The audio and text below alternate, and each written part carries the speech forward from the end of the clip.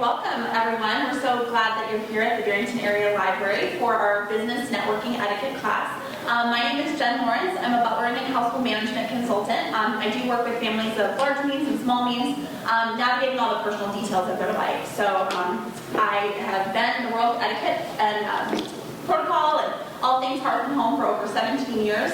And I love it. I love what I do. I was introduced to this world at the ripe old age of 17. I had an amazing internship at a professionally managed estate. So I fell into estate management very early. But I like to say that I was reading Martha Stewart Living probably by the time I was 12 years old. So I think I was predisposed to be in etiquette and home and all things hospitality. So I'm delighted that you're here with us today. Today we're going to be focusing on etiquette and networking and the etiquette advantage. And I think that in today's society, etiquette is so important because, you know, in the world of Facebook and Twitter, we're also disconnected. And so when you're actually face-to-face with somebody, it gives you the distinct business advantage to really go above and beyond and make that personal connection for hopefully either a sale or a contact or a job, you know, opportunity. So it's really, really important to present yourself well. And I know that all of us are seasoned professionals in business, and so whether you take away one small tidbit today or you are ferociously writing notes, hopefully you'll find this hour and a half worthwhile. So moving on, what is etiquette? Etiquette, I have a golden ruler here, so I'm going to talk a little bit about the golden rule. This is kind of the universal principle that is ingrained in all world cultures, in world religions, in world political endeavors and political bodies. The golden rule, depending on your tradition, might be stated various ways, but basically it's just treat others how you would want to be treated.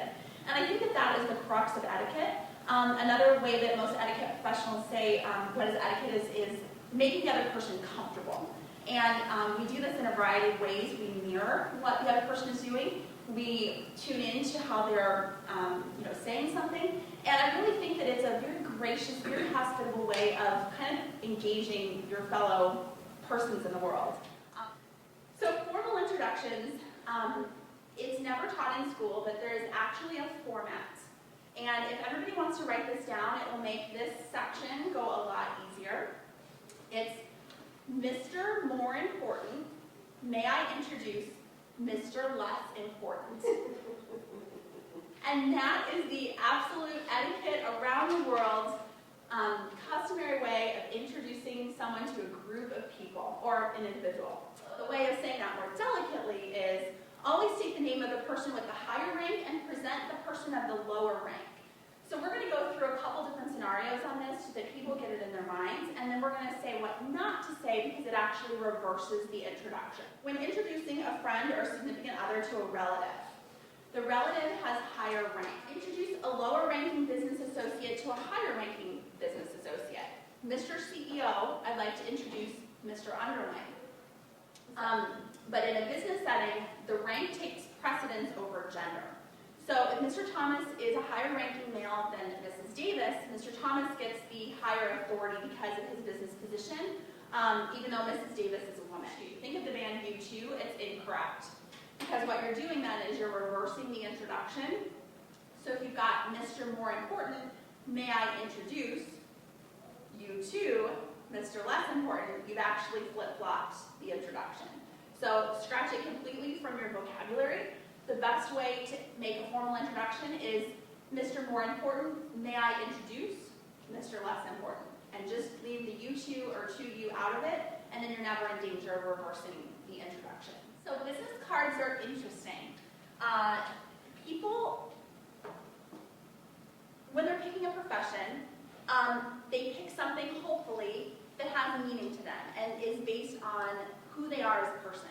Profession, it's a part of them. And the Japanese actually have extended this a step further, and they say that the soul of the person lives in the business card, which is very interesting. So the Japanese consider it very distasteful to hand a business card one-handed.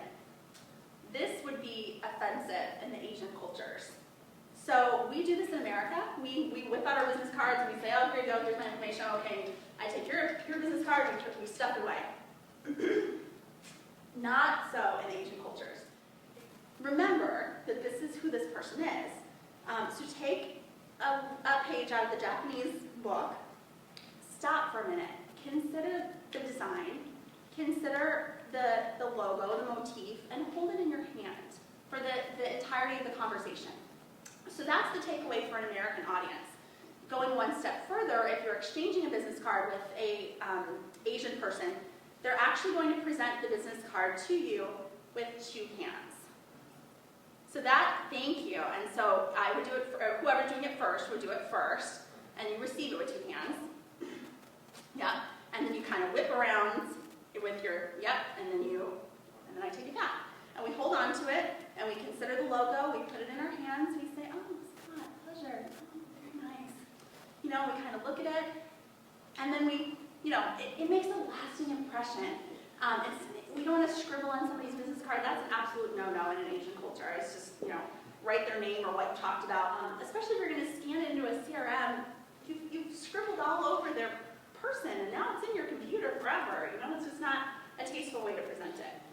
So we don't want to do this and make people feel uncomfortable in America by handing our business card very ceremoniously to every person that we meet. You know, you have to kind of be gracious about this. So just know that in some cultures, the two-handed method is preferred. So if you see someone go to do the two-handed method, quickly just change your hand frame to do the two-handed method. But in America, obviously, they're going to take out their business card, they're going to hand it to you, you're going to have to receive it, but consider it for a moment. Just hold it for the length of the conversation before you put it away. Cool? Awesome. So that's my little business card etiquette. So we're going to move into the art of conversation. And this loops back to, you know, we've gone to the networking event, we've made our appropriate introductions. Now, what the heck do we talk about? And there are definitely some do's and don'ts. So I will have everybody repeat after me so that we're all good little students and we learn something today that will impact those around us. We're going to say it's not acceptable to ask people personal questions. Can everybody say that? It's not acceptable to ask personal questions. Never, ever, ever, ever, ever. So in a professional setting, in a church environment, at a sporting event, it is never okay. And so this kind of has people taken aback. And they say, well, how do I make heartfelt personal connections with people if I can't ask them personal questions? So the personal questions I'm referring to are the hot button ones, and you might want to write these down. Personal questions involve family situation, whether they're married, single, partner, divorced, widowed, anything like that is never, ever, ever okay to ask if you don't know the person. So it's never okay. If they have a wedding ring on, not okay to ask. You know, even though that's an outward symbol of an inward confession, maybe their spouse has died. Maybe they're getting a divorce. You don't want to stick yourself into a very sticky situation by asking about someone's family. This includes children. I can't tell you how many times I'm asked this in a day. I go to 3 to 5 events every day. And as a woman in business, you know, it can become a sore spot. And I'll share with the group, you know, I don't have children as of yet, and I don't care to go into details why, but if somebody asks that, it's like I always have to give an explanation. Like, why don't you have kids? Well, do you want kids? It just takes the conversation an entirely wrong approach. Furthermore, a man or a woman, whether or not they do or don't have children, it takes away the conversation from what they're actually trying to do there is network for their professional life. And they want to leave the kids at home, and they don't want to talk about Susie's soccer or, you know, Billy's violin lessons. They want to be an individual that is there on their own merit. Unless you're at a specific child's type sporting event where you're connecting with other parents and that's the reason for you to go, it's just a hot button, and please just avoid getting yourself into that type of situation. Other things that are obviously hot topics, politics, religion, current events. You know, I really don't care to talk about the latest shootings in this country. That gets into a whole can of worms that's just not acceptable. Please just table those conversations for the people that you really know and care about. here's some things that are good to say. What is your profession? Or how do you spend your time? So for working persons at a networking event, what is your profession, or who you represent, is a great open-ended question as to why you're here. But if there's a stay-at-home mom that perhaps she's at the event, sometimes she might feel bad that she doesn't work outside the home.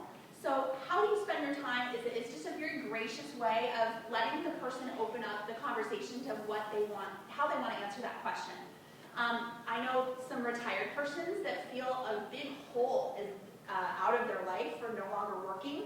But when you say, how do you spend your time, you can open up to hobbies or interests or travel. There's so many other ways that they can answer that doesn't define the person by their position. There's a lot of people who are networking for other opportunities in here. A great way to answer this, if you're asked this question, what do you do? You can say, I'm in the such and such industry and I'm seeking such and such opportunity. Much better than saying I'm unemployed. How to Win Friends and Influence People. Great book, years and years ago. It's a standard staple in the business, professional development library. So in this book, they talk about the fact that people love to hear themselves talk.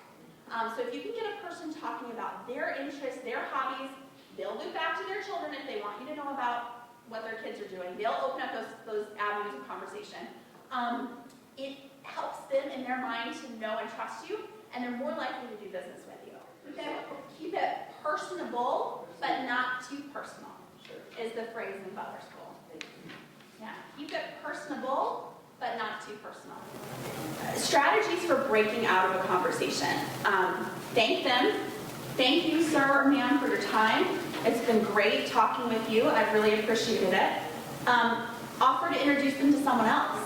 Jim, I think there's somebody here you'd like to meet. Can I walk you over to Susan? That is a great way of kind of breaking up the conversation.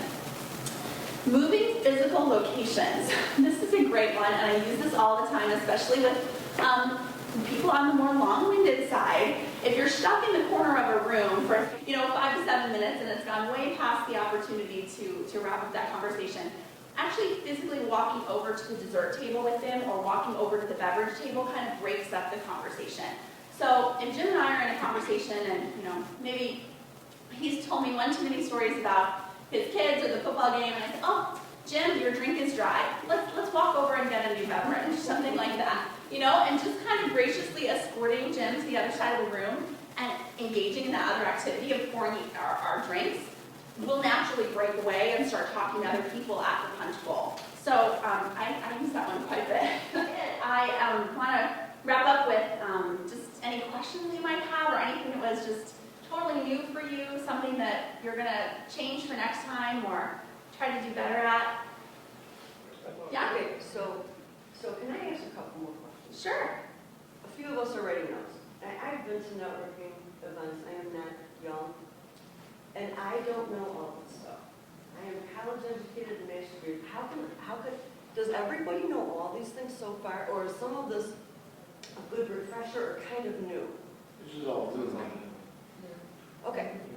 So I feel very much at home now. Oh, good. Well, as I mentioned previously, these were traditions that were passed down readily from families to the younger generation. It just depends on what family you're raised in. I have no musical ability whatsoever. I cannot play guitar. I can sing, I can carry a tune in the shower, but I was never taught how to play an instrument. And for some families, that's so second nature. However your traditions are within the family environment in which you were raised, that's going to be your frame of reference. And so I never want to, fault anyone for not knowing everything about everything. But God, thank God we have the internet these days because we have so much more knowledge at our fingertips than we ever thought possible 50 years ago. Even 30 years ago, we were still lugging around those Encyclopedia Britannicas, trying to look up, information. So I think that as the world gets smaller, we're able to kind of loop back to some of the things that were forgotten during the boom of the information age. But this is what will set you apart. And then, people who are especially in my world, in the affluent communities, high-ranking CEOs and officials and that kind of thing, absolutely, this is key.